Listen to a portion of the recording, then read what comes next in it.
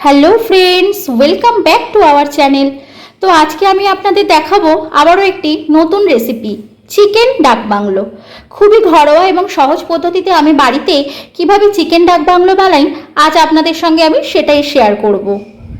তো আপনারা আমার রান্নাটি প্রথম থেকে শেষ অবধি দেখতে থাকুন। এখানে প্রথমে চিকেনটাকে ভালোভাবে পরিষ্কার করে নিয়েছি এবং চিকেনটা আমার উইথ বোন। এবার আমি চিকেনটাকে ম্যারিনেট করব। তো প্রথমে আমি দিয়ে দেবো 1 টিস্পুন পরিমাণ আদা, 2 টিস্পুন পরিমাণ রসুন। এখানে আদা থেকে রসুনের পরিমাণটা আমি একটু বেশি দেব। দিয়ে নেব হলুদ, লাল লঙ্কার গুঁড়ো, কিছুটা পরিমাণ সর্ষের তেল আর কিছুটা পরিমাণ ফ্যাটানো টক দই। তো আমি এখানে 3 টেবিল চামচ পরিমাণ টক দই দিয়েছি। এবার আমি সব কিছুকে একবার ভালোভাবে মিশিয়ে নেব।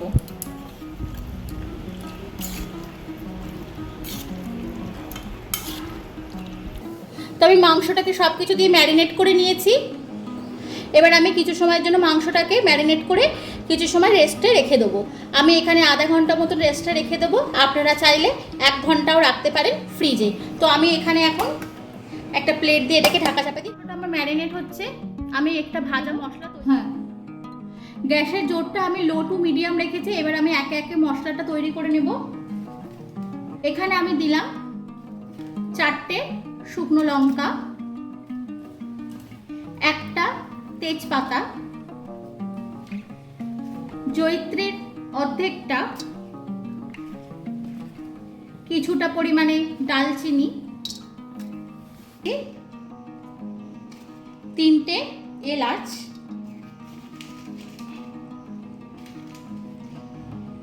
4-5টা লবঙ্গ। সবগুলোকে আমি একটু ভালো করে ভেজে নেব শুকনো খোলায়।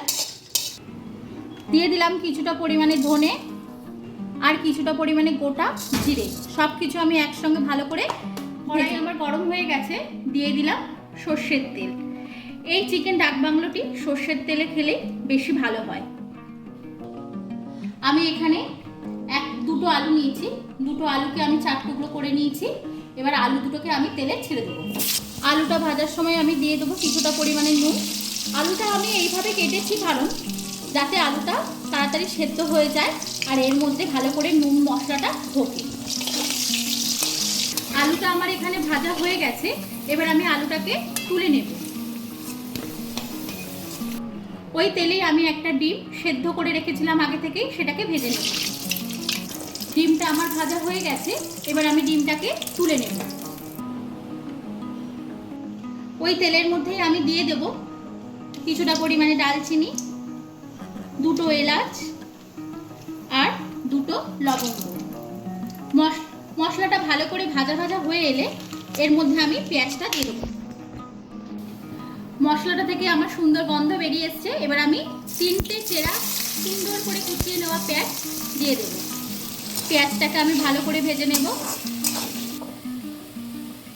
পেঁয়াজটা আমার হালকা সোনালি কালার চলে এসছে। এবার আমি দিয়ে দেবো এতে 1/2 টিস্পুন পরিমাণ আদা বাটা, 1/2 টিস্পুন পরিমাণ রসুন বাটা। সব কিছুকে আমি আরেকবার ভালো করে নেড়ে নেব। আদা রসুনের কাঁচা গন্ধটা চলে গেছে। এবার আমি ম্যারিনেট করা চিকেনটা এর মধ্যে দিয়ে দেব। সব কিছুকে আমি ভালো করে একবার নেড়ে নেব। সব কিছুর সঙ্গে কষিয়ে নেব মাংসটাকে। দিয়ে দিলাম এর মধ্যে কিছুটা পরিমাণে কাশ্মীরি রেড চিলি পাউডার। আপনারা যারা রেড চিলি পছন্দ করেন না তারা এটাকে স্কিপ করতে পারেন। সব কিছুকে ভালো করে আরও নেড়ে নেব এবং কষানো পর্যন্ত অপেক্ষা করব। এদিকে আমার গরম জল একটু বসিয়ে দিয়েছি কারণ আমি চিকেনে গরম জল দেব। আর এখানে আমার মাংসটা হাফ কষা হয়ে গেছে। এর মধ্যে আমি আগে থেকে ভেজে রাখা আলুগুলোকে দিয়ে দেব। আলুটাকে দিয়ে ভালো করে আমি নেড়ে নেব এবং ভালো করে একটু কষিয়ে নেব। মাংসটা আমার কষানো হয়ে গেছে। মাংসটার মধ্যে ভালো করে তেল মশলা ঢুকেও গেছে। আমি মাংসটাকে খুব ভালো করে কষিয়ে নিয়েছি। এর মধ্যে আমি আগে থেকে করে রাখা ভাজা মশলাটা দিয়ে দেব। দিয়ে দিলাম ভাজা মশলা। ভাজা মশলা দিয়ে আমি আবার ভালো করে নেড়ে চেড়ে নেব। কষানোর মধ্যে আমি অল্প করে একটু নুন দিয়ে দেব, ভালো করে নেড়ে নেব। চিকেনটা আমার কষানো হয়ে গেছে। এবার আমি এর মধ্যে আগে থেকে করে রাখা গরম জলটা দিয়ে দেব পরিমাণ মতো। এবার আমি চিকেনটাকে ভালো করে নেড়ে নেব আর সেদ্ধ হওয়া পর্যন্ত অপেক্ষা করব। ফিরে আসছি কিছু সময় পর। দেখুন বন্ধুরা, ঝোলটা আমার হালকা হালকা ফুটতে শুরু করেছে। এবার আমি দুটো পেঁয়াজ, আস্ত আস্ত গোটা পেঁয়াজকে মাঝখান থেকে এইভাবে ছিঁড়ে এর মধ্যে গোটা গোটাই দিয়ে দেবো। ডাক বাংলো চিকেনে বন্ধুরা গোটা পেঁয়াজ দিলে এর স্বাদ দ্বিগুণ হয়ে যায়। আর দিয়ে দেবো কিছু চেরা কাঁচা লঙ্কা। এতে এর গন্ধটাও খুব সুন্দর হবে আর স্বাদও হবে অতুলনীয়। সব কিছুকে আমি ভালো করে সেদ্ধ হওয়া পর্যন্ত অপেক্ষা করব। দিয়ে দেব পরিমাণ মতন নুন। আগে কিছু নুন দিয়েছিলাম অল্প কষানোর সময়, জল দেওয়ার পরে আমি এতে দিয়ে দেবো স্বাদ মতো নুন।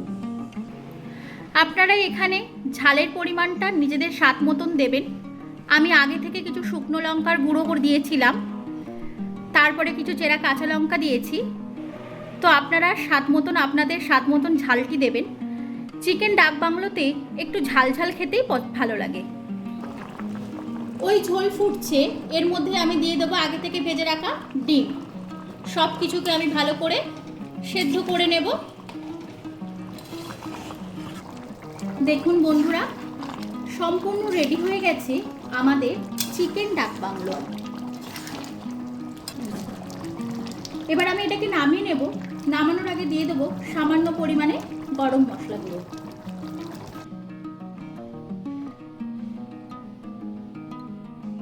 দেখুন বন্ধুরা, খুবই সহজে ঘরোয়া পদ্ধতিতে তৈরি হয়ে গেল আমাদের চিকেন ডাক বাংলো। আজকের আমাদের রেসিপি চিকেন ডাক বাংলো। আপনাদের যদি আমার এই রান্নাটি ভালো লেগে থাকে তো আমার রান্নাটিকে আপনারা লাইক কমেন্ট করবেন আর সাবস্ক্রাইব করে আমার পাশে থাকার অনুরোধ রইল। ভালো থাকবেন।